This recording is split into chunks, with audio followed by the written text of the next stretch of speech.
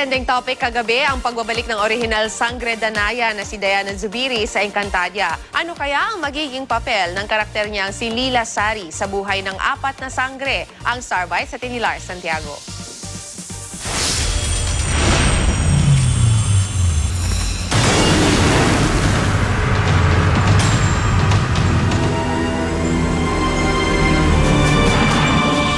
Nasagot na ang malaking katanungan ng mga Encantadix nang ipinakilala kung sino ang nasa likod ng maskara ni Lila Sari. Walang iba kundi ang orihinal na Sangre Danaya sa Encantadia 2005 na si Diana Zubiri. Siya ang isa sa mga taksil na diwatang kayang gawing bato ang sino mang tumingin sa kanyang makamukha. Naglimbaw din ang social media kagabi sa paglabas ni Diana. Top trending topic sa Pilipinas ang hashtag mukha ni Lila Sari.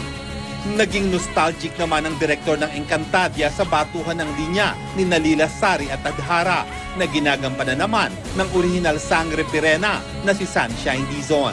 The minute she spoke her first dialogue, talagang, wow, I'm back to 2005. I'm hearing Danaya and Pirena talking instead of Adhara and Lila Sari talking. Right after we saw the reaction ng mga fans, ng mga Encantadix na gusto yung that Sunshine is part of the show, though it was not, it was very easy to realize and figure out we have to bring in Diana. Ano nga ba ang magiging papel ni Lila Sari sa buhay ng mga sangre?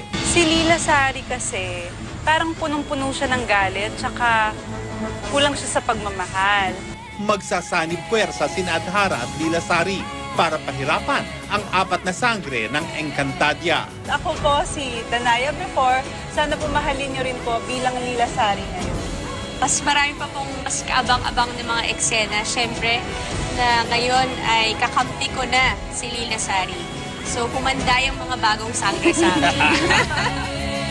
Bukod kina Diana at Sunshine, usap-usapan din sa social media kung magbabalik Encantadia na rin ang mga orihinal na Sangre Amihan at Alena. Yan ang dapat abangan sa pagpapatuloy ng kwento ng Encantadia. For Santiago, GMA News.